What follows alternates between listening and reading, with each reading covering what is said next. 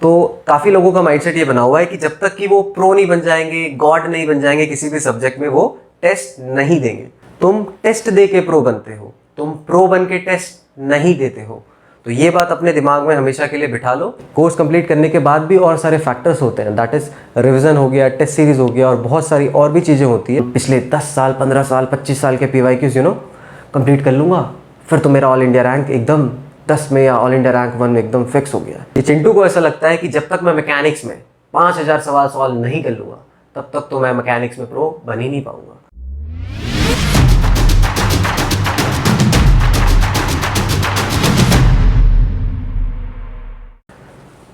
Gate 2023 की तैयारी कर रहे हो तो ये वीडियो तुम्हारे लिए है।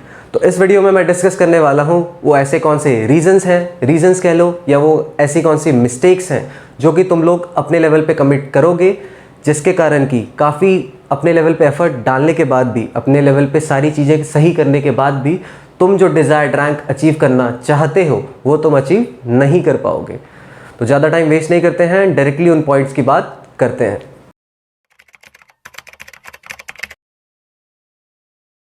So the first reason why a lot of people I see is fail in GATE is they're not able to complete the course on time. सही समय पे वो कोर्स ही अपना कंप्लीट नहीं कर पाते हैं। काफ़ी सारे ऐसे लोग हैं जो प्रिपरेशन स्टार्ट करते हैं, लेकिन प्रिपरेशन उनकी खिंच जाती है। मतलब कि उनका कोर्स ही जो कंप्लीट होता है वो कंप्लीट होता है दिसंबर के एंड तक, या तो काफ़ी लोगों का मैंने देखा है कि कोर्स ही खिंच जाता है जनवरी के मिड तक। तो जो भी ऐसे कैंडिडेट्स हैं या जो भी ऐसे एस्पायरेंट्स हैं जिनका कि कोर्स ही खिंच जाता है आखिरी तक, तो उनके पास तो कोई एज सच इतना चांस होता नहीं है कि एक वो अच्छी रैंक ला सके और टॉप 200, टॉप 150 में अपने आप को देख सके।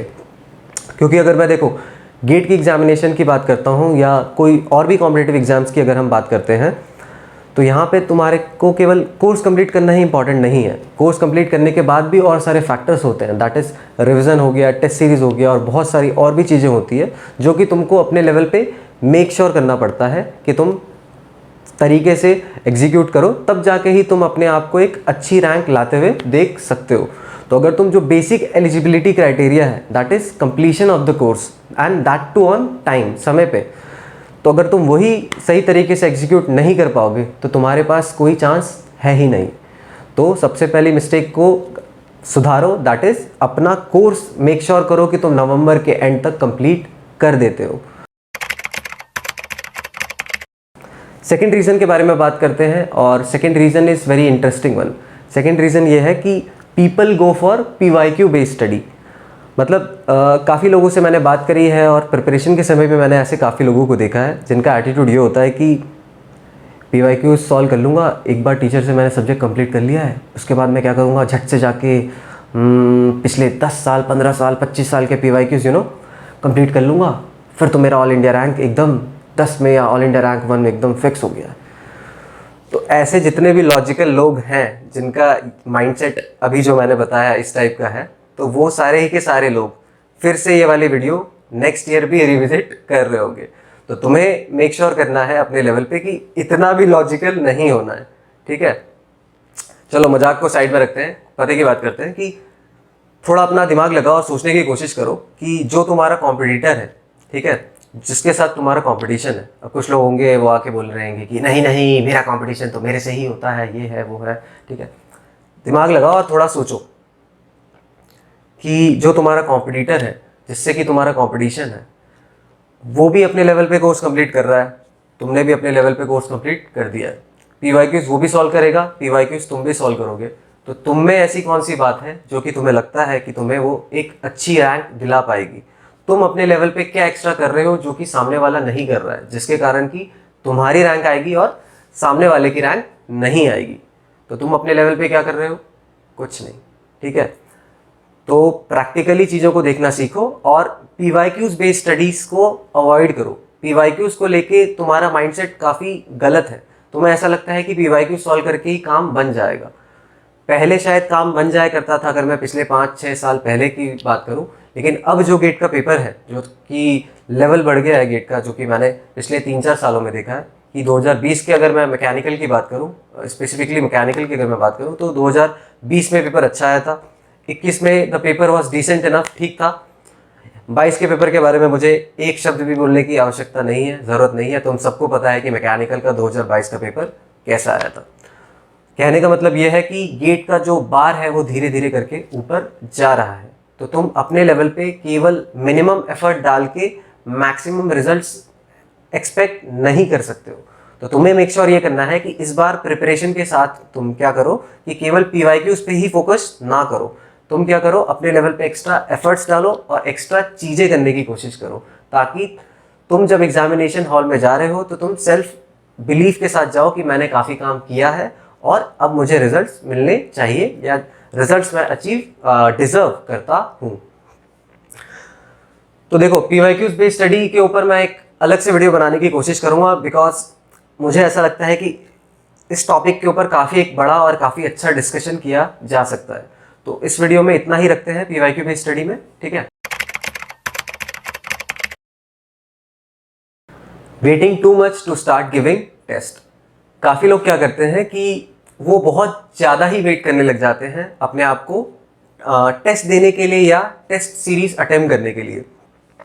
उनका मैंने देखा है कि माइंडसेट ऐसा बन जाता है कि किसी भी सब्जेक्ट में जब तक मैं प्रो नहीं बन जाता या किसी भी सब्जेक्ट में मैं गॉड लेवल अटेन नहीं कर लेता कि मैं ऐसे क्वेश्चन देखूं, ऐसे आंखें पलक झपकूं और एकदम से ही क्वेश्चन सॉल्व हो जाए झट से।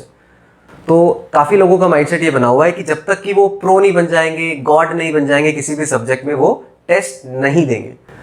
तो ऐसे जो भी लोग हैं जिनका ये माइंडसेट है, that is a very bad mindset या गलत माइंडसेट है ये टेस्ट सीरीज को लेके। टेस्ट सीरीज को लेके तुम्हारा माइंडसेट ये होना चाहिए कि test series is a evaluation, not a evaluation ground. Test series को लेके माइंडसेट बेसिक ये बना लो अपना कि टेस्ट सीरीज जो है वो एक इवैल्यूएशन ग्राउंड या कोई टेस्टिंग ग्राउंड नहीं है। टेस्ट सीरीज क्या है कि एक लर्निंग ग्राउंड है कि तुम काफ़ी सारी ऐसी चीज़ें टेस्ट सीरीज देके सीखते हो जो कि तुम प्रिपरेशन के दौरान तुम से मिस हो जाती है, या तो तुम्हारा जो टीचर है जिससे तुमने पढ़ा है या अपने लेवल पे सेल्फ स्टडीज़ करी है जिन भी रिसोर्सेज से, तुम वो चीज़ मिस कर देते हो। तो ऐसी जो भी चीज़ें हैं जिनके बारे में तुम्हें पता नहीं था या तुमसे वो गलती से मिस हो गई, तो टेस्ट सीरीज देके तुम ऐसे सारे पॉइंट्स के बारे में भी पता कर सकते हो। आखिरी में मैं इस पॉइंट में एक सेंटेंस ऐड करना चाहूँगा और ध्यान से इस सेंटेंस को सुनने की कोशिश करना कि तुम टेस्ट देके प्रो बनते हो, तुम प्रो बन के टेस्ट नहीं देते हो। रिपीट करता हूँ मैं फिर से कि तुम टेस्ट देके प्रो बनते हो, तुम प्रो बन के टेस्ट नहीं देते हो। तो ये बात अपने दिमाग में हमेशा के लिए बिठा लो, ताकि तुम एक अच्छा माइंडसेट लेके टेस्ट सीरीज अटेम्प्ट कर रहे हो। So that was regarding the third point.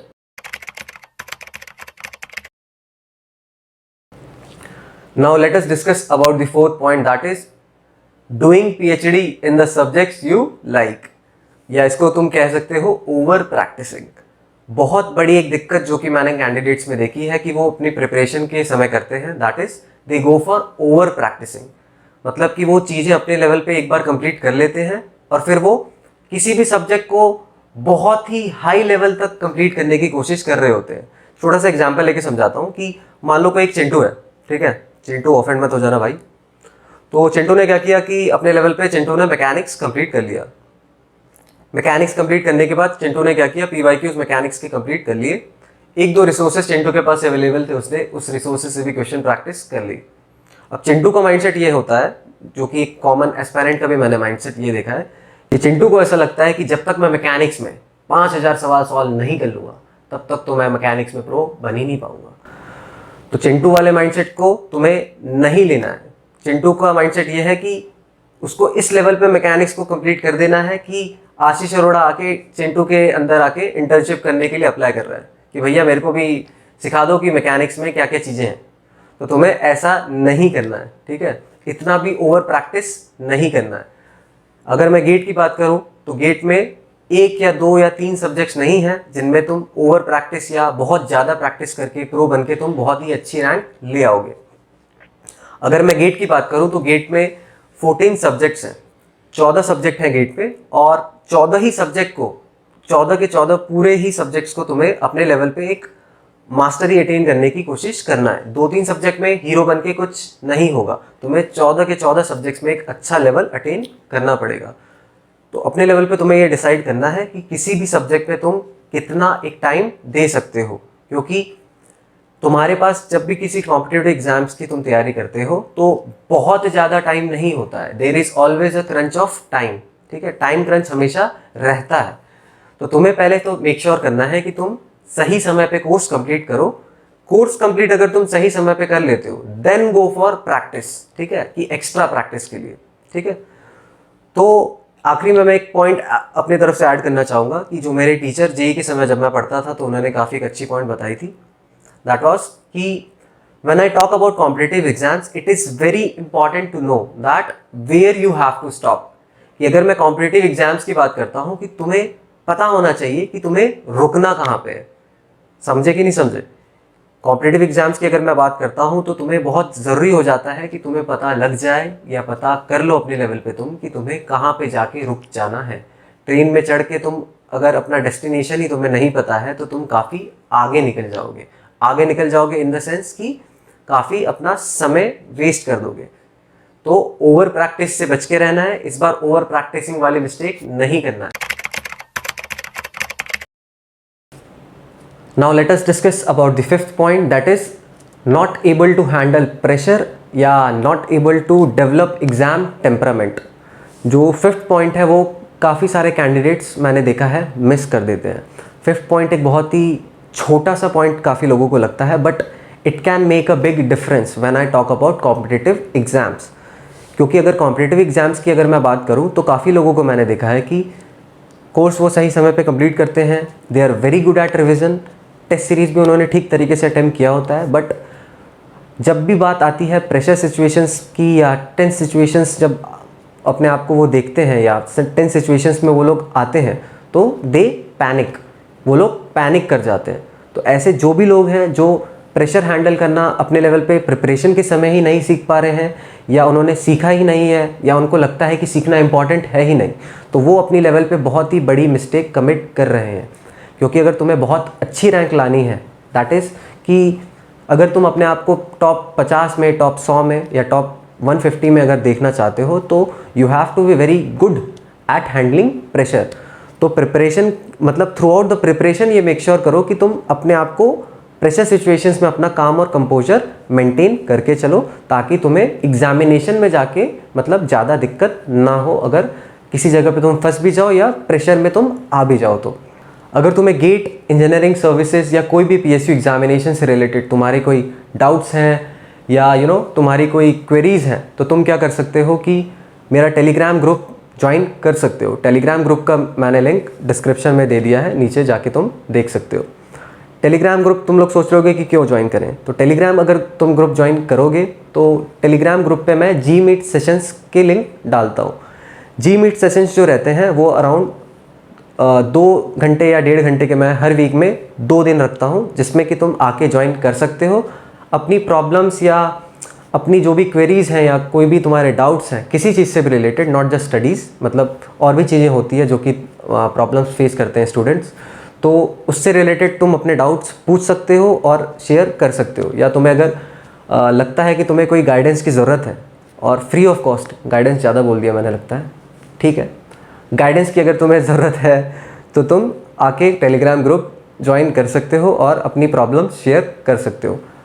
Telegram जो ग्रुप है ये that is totally free of cost और ये जो सेशंस होते हैं ये भी फ्री ऑफ कॉस्ट है, not even a single penny will be charge for that. तो फ्री सेशंस हैं, आओ, अगर तुम्हें लगता है कि तुम्हें ज़रूरत है तो आके ज्वाइन करो और चीज़ें पूछो। अगर तुम्हें ये वीडियो पसंद आया है और इस वीडियो को देख के तुमने अगर कुछ सीखा है तो एक काम करो, लाइक करो और सब्सक्राइब करो चैनल को ताकि तुम आगे इस टाइप के वीडियोस अगर आते हैं तो तुम्हें इसके बारे में पता लग सके।